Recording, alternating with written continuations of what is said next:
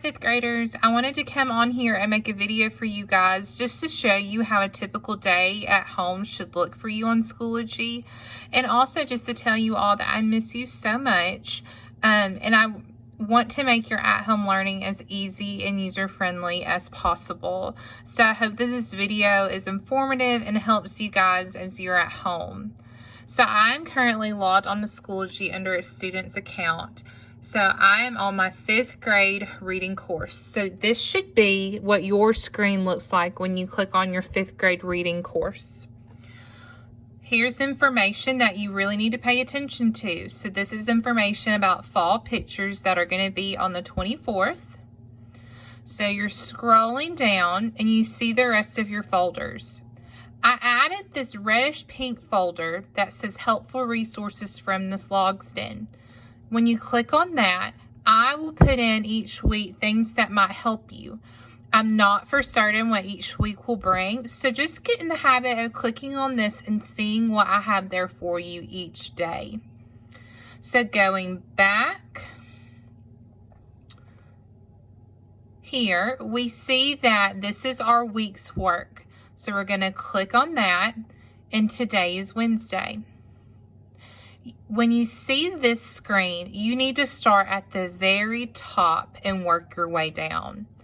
At the top, usually is going to be a teach it lesson. Teach it just means that they are teaching you the skill that you are working on for the day. They usually will have a video for you to watch about that skill. So for today's lesson, you need to watch a video about identifying elements of plot. So once you've done that, you've read about it, you've watched another video, play this fun game, then you get to the practice. I want y'all to think of the practice it part as like if you were in actual in-person school. And let's say that I teach you a lesson and then I give you a short little worksheet for you to practice what we just learned. Practicing something is not necessarily for a grade, but it's important for you to do it so that you're prepared for when a grade is taken later. So for today's practice it, you have this crossword puzzle. It's pretty user-friendly. You click on the boxes and you type in the letters of the words. Now at the bottom, they give you definitions for all of the plot elements that you learned about in the teach it, read it part of today's lesson. But I also want to point out that I'm going to go back to the home screen. I put for you some helpful things for today's lesson, and I have them already printed for you here. So I'm going to click on this. You can click on view, and it's going to show you what I've uploaded, but I've printed it here because I just prefer a paper copy. So I've given you this because I think this is really helpful in understanding the 5 different plot elements that you learn about in the lesson. Introduction is just another way of saying the exposition. So I'm going to write this here so you can see. Those two are the same thing. When we read a story, usually at the very beginning, they tell us about who is in our story, or the characters, and where our story takes place. Then it goes into what they call the rising action. There's going to be some problem in the story that the characters have to deal with. When the problem gets at its worst, or when the story is its most exciting, we call that the climax of the story. After it's at its worst, the characters figure out how to solve the problem. When they figure out how to solve the problem, we call that the falling action because things are beginning to kind of wind down.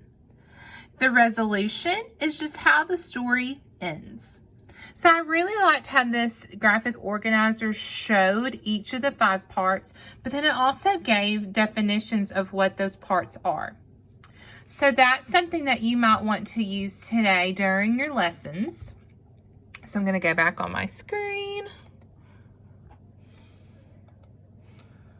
We're going to get back to this week's work.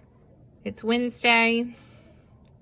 And I'm going to go down to the assess it. Assess it means a test basically, or just something that we are using to gauge whether or not you understand the concept. So this is where you really are going to need to do your best work. So on this, the directions say, let me go back up. Draw a plot diagram on a piece of paper, and you need to label the elements of plot, which is all the things that I just did here with you.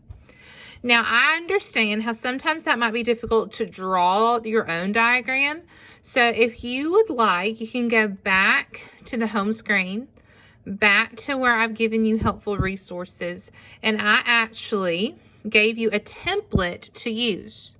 So if you click on the template, this will pop up, and I've printed it for you too here.